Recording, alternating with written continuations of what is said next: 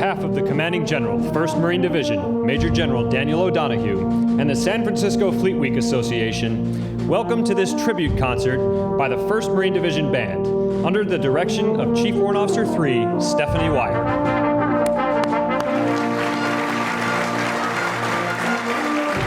Fleet Week embodies the spirit of honor, tribute, and patriotism as the United States Navy and Marine Corps team demonstrates its unique and unparalleled capabilities.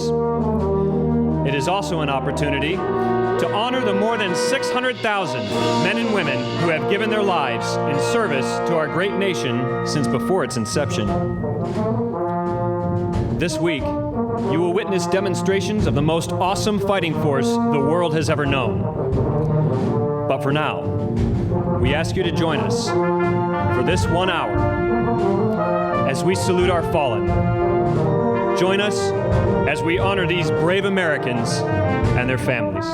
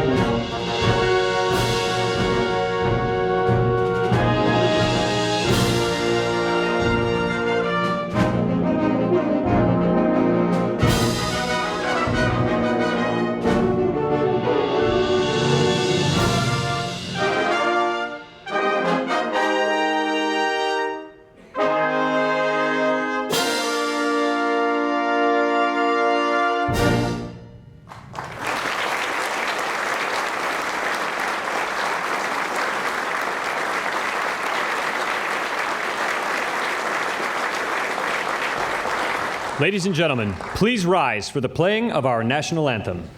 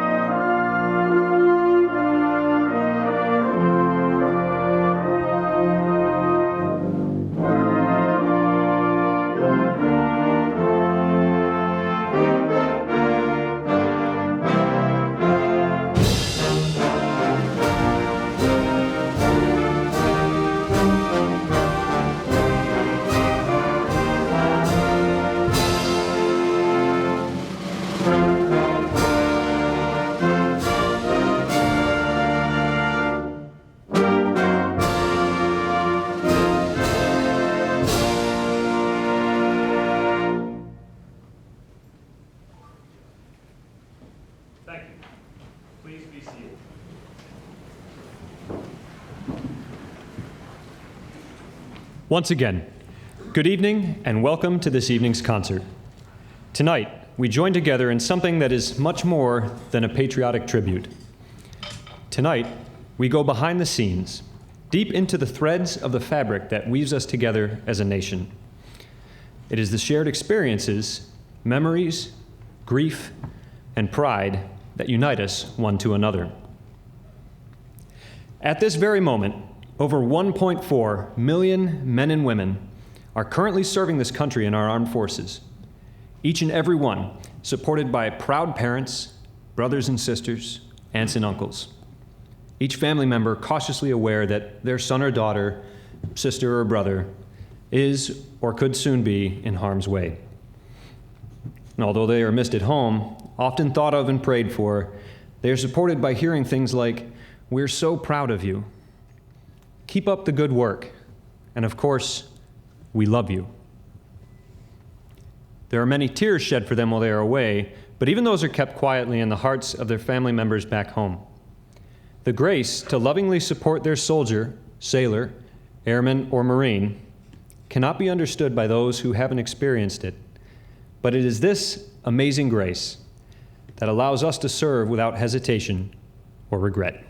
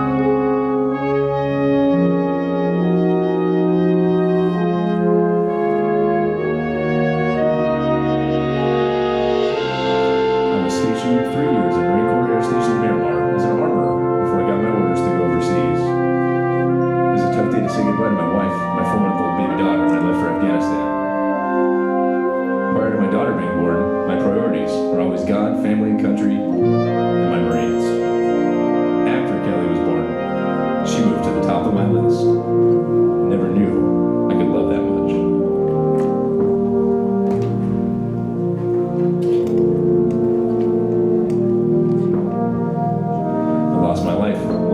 machine gun in an open bunker. Never even heard the round coming in. Just kept alive by the skill and efforts of a corpsman. Doc stayed with me until the very end.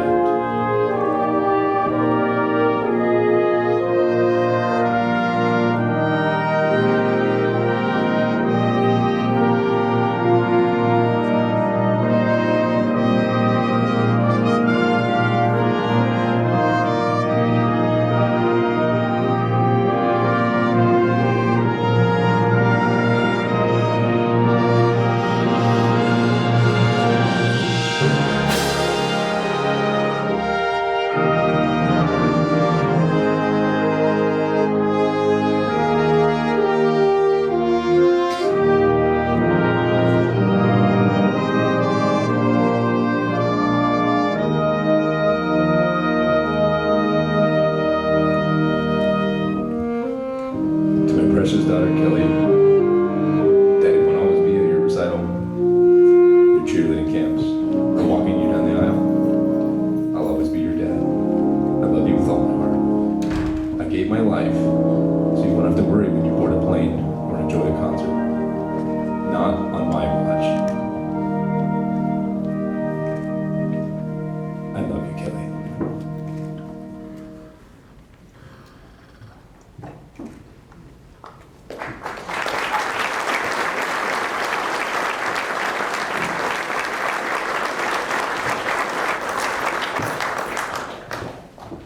It is in the moments when the light of hope is overshadowed by doubts, by fear, by crippling sadness. In these darkest moments, when hearts feel nearer the pit of despair than to God, when honor and patriotism can feel farthest from families who have lost loved ones in service to our country. In this quiet aloneness, when faith is tested, the aching heart yearns for answers, but only questions remain. Questions like, was it worth it?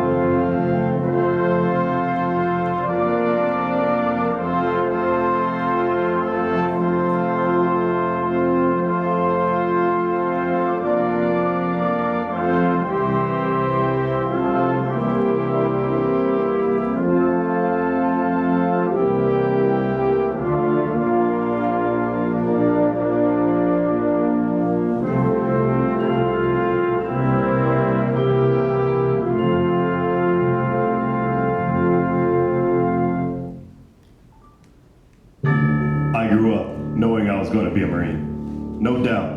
In my family, we have the Corps represented really well.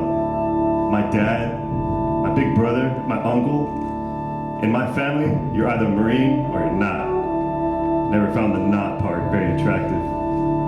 I knew being a Marine wasn't going to be easy, but I always knew it was part of who I am. My dad always encouraged me to participate in all sports and to take care of myself.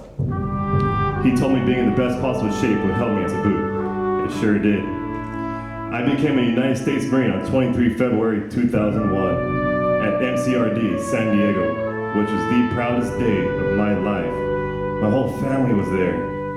After graduation, they took me to Shakey's Pizza. I ate an extra large pepperoni all by myself. I got a little sick. About a year later, I fell hard for a girl. It took everything I had not to be thinking about Melissa 24/7. She's a second grade teacher, and she called me her Marine. When I began my deployment training, we went through a rough patch. She was sad and worried all the time. I told her there's no safer place in the world than with a platoon of Marines. It did very little to help her fears, and our time together became really stressful. My battalion left for Iraq in January 2003. Something told me Melissa would not be waiting for me when I returned. It made my heart ache, but I knew what I was doing was right. In my heart, in my soul, for my country, for my family, and for my Marines. When I said goodbye to my folks, Dad joked about me not bringing home any foreign wives or babies. Mom, she cried. I served with my fellow Marines proudly. We had each other's back. It was hot as hell. Some days were okay, some days not so much. I gave my life on 11 December 2003, fighting and serving for my country. There was this ID on the track that the dogs missed. It was quick, too quick for me to know what happened. My mom froze when the casualty officer arrived at her door with the news. She walked away as Dad invited the officer in the house. Mom went to her bedroom, where she remained for months with the exception of meeting my casket at the airport. And the day they laid me to rest near my grandpa. My mom's tough. Way tougher than my dad, just not this time. She clenched her fists and screamed at my dad as they handed her the flag from my casket. Is it worth it? She cried. Mom, it was worth it. Please understand, I died a whole and complete man doing what I was meant to do. I had a purpose, Mom. And my life and death meant something.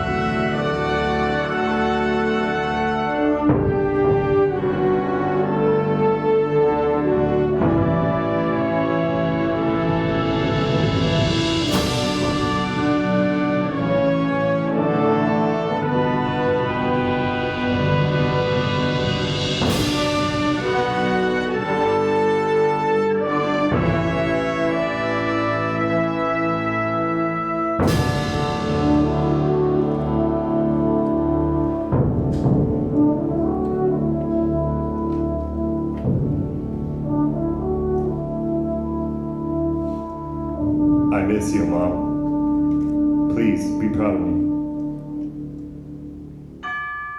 Please know that I love you every day.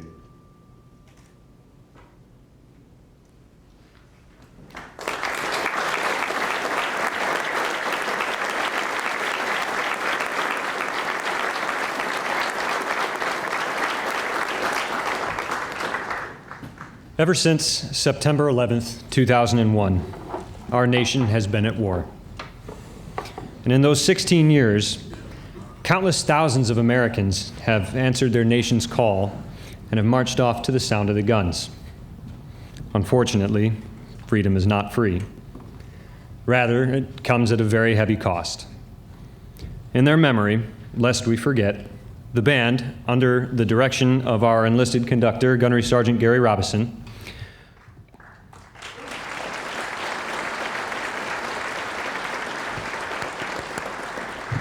would like to dedicate this hymn to the fallen, to those who have given the last full measure and paid the ultimate sacrifice for their country.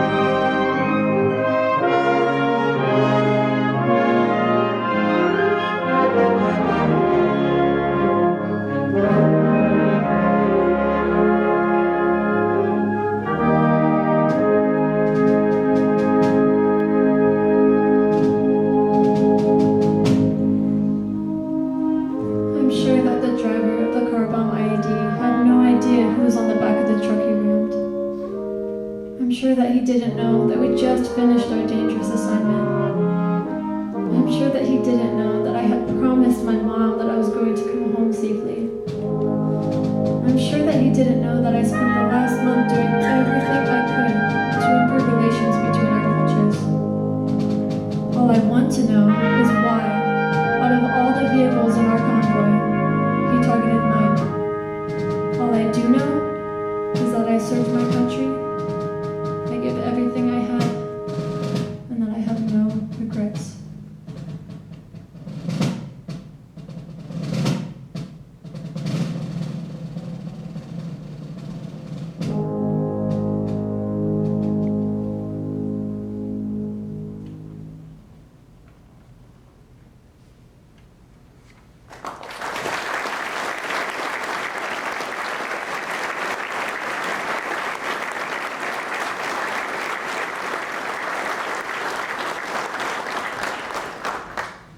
Ladies and gentlemen, please rise for a moment of silence honoring our fallen heroes.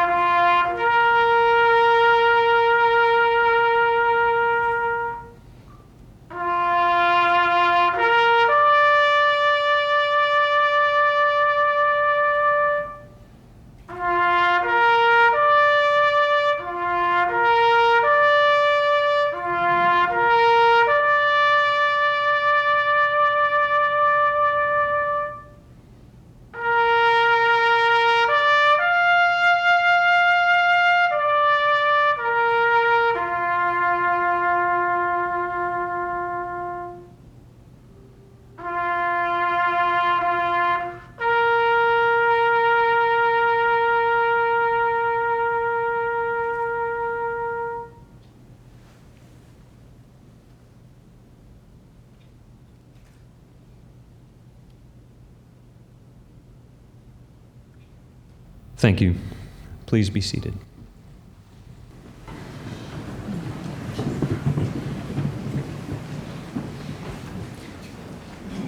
Sometimes families need to be reminded that we, too, love and miss them when we're away.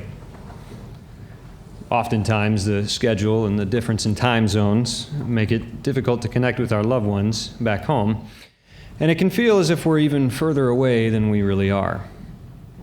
To all the families out there, know that we love and miss you too. And always ask our eternal Father, God, who dost still the restless foam, protect the ones we love at home. Provide that they should always be, by thine own grace, both safe and free.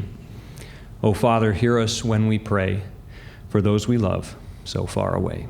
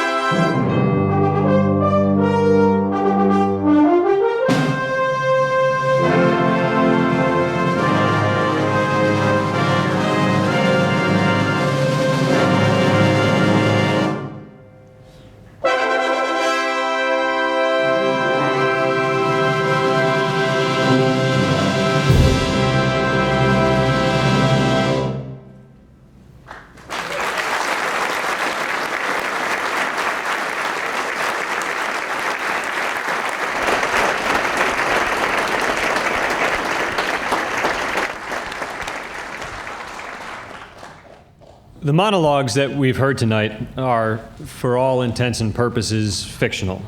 But the bravery, patriotism, the heroism that so many young men and women have displayed on the battlefield is very real. Real people with real experiences, wounds, and losses.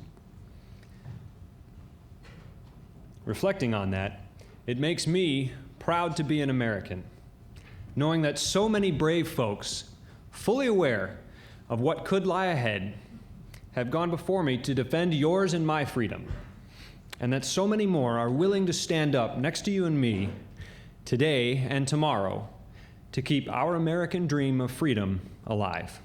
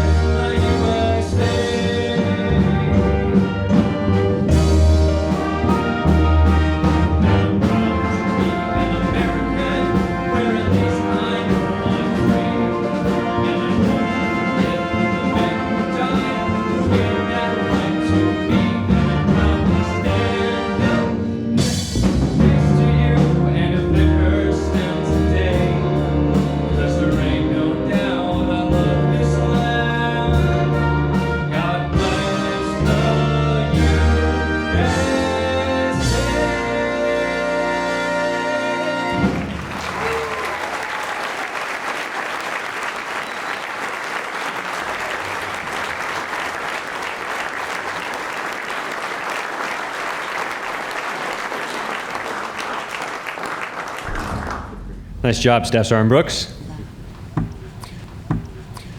We live in a country whose people have been endowed with certain inalienable rights. Now, those rights, however, come under attack from time to time. Thankfully, there are those who have sworn to defend these rights against all enemies, foreign or domestic. They've all made sacrifices, and some the ultimate sacrifice. Therefore, it is fitting that we not only remember them, but take up the solemn duty to fight for their honor and our country in whatever capacity we are able.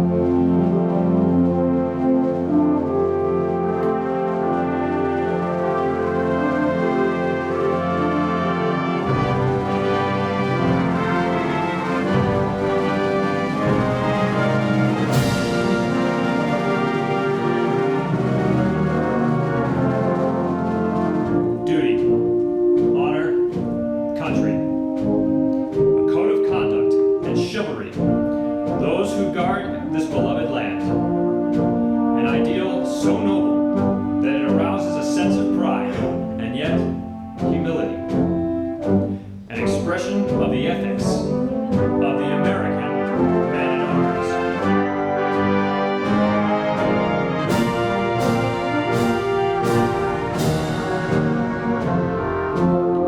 Duty, honor, country. Those three words build courage where courage seems to fail. Regain faith where there seems to be little cause for faith. Create hope when hope seems forlorn. The American man-at-arms, above all other people, prays for peace, for he must suffer and bear the deepest wounds and scars of war.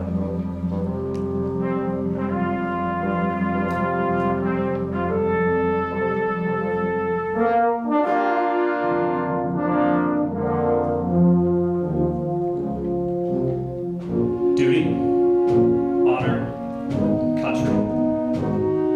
The unbelievers will say they are but words, a slogan, or a flamboyant phrase. Every demagogue, every cynic, and every hypocrite will try to downgrade them to the extent of mockery and ridicule. The code which those words perpetuate embraces the highest moral law and will stand the test of any ethics or philosophies ever published for the uplift of mankind.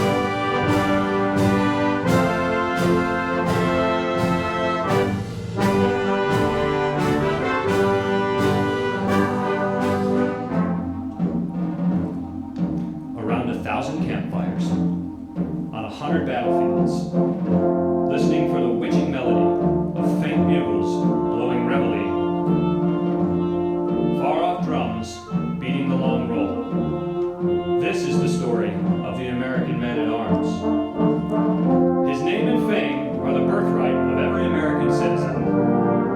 In his youth and strength, his love and loyalty, he gave all that mortality can give. He has never failed us. Were he to do so, a million ghosts in olive drab, in brown khaki, in blue and gray, would rise from their white crosses, thundering those majestic words: duty, honor, country.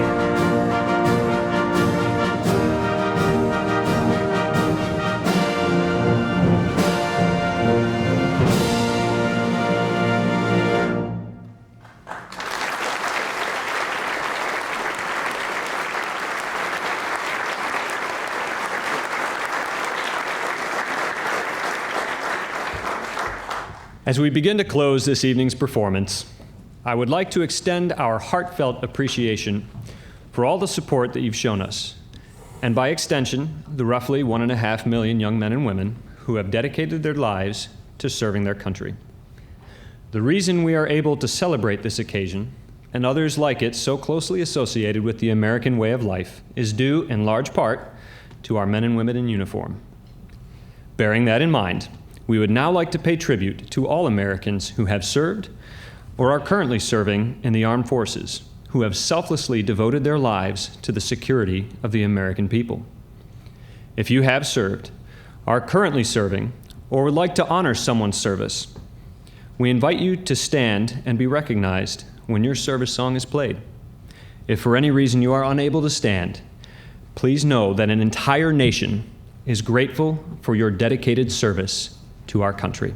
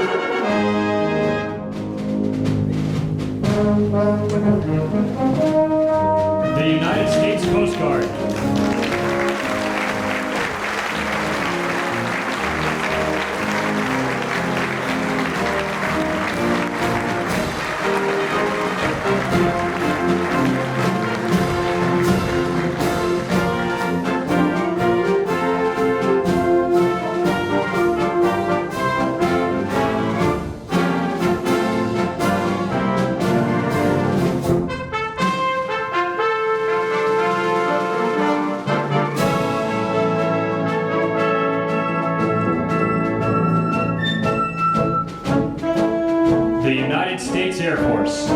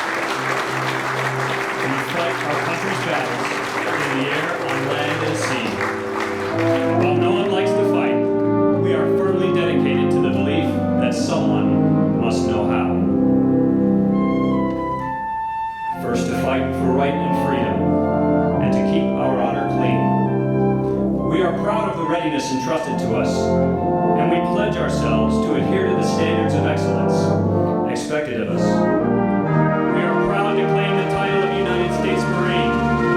We are few in number, but many in ability, skill, and professionalism. We welcome the challenge and challenge those who will join our ranks.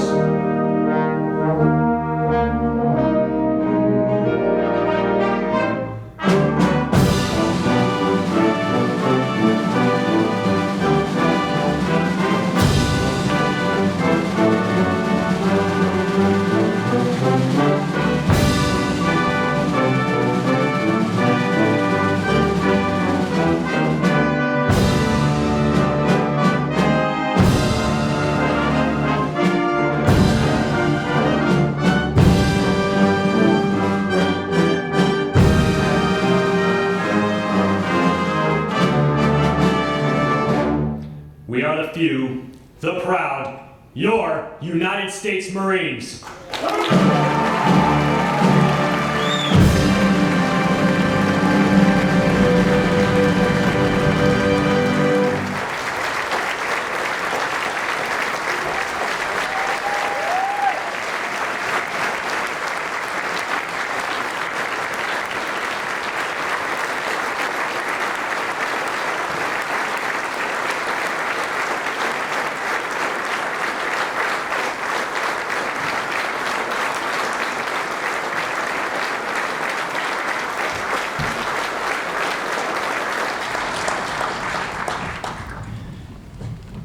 Ladies and gentlemen, you have been a wonderful audience, and we've really enjoyed performing for you. Thank you for sharing this time with us to remember those who have served and to think about those who are currently serving. We have one more piece that we'd like to perform for you, and I think you'll find it easy to recognize, and we hope that it stays with you as a reminder to consider what we've shared tonight from time to time.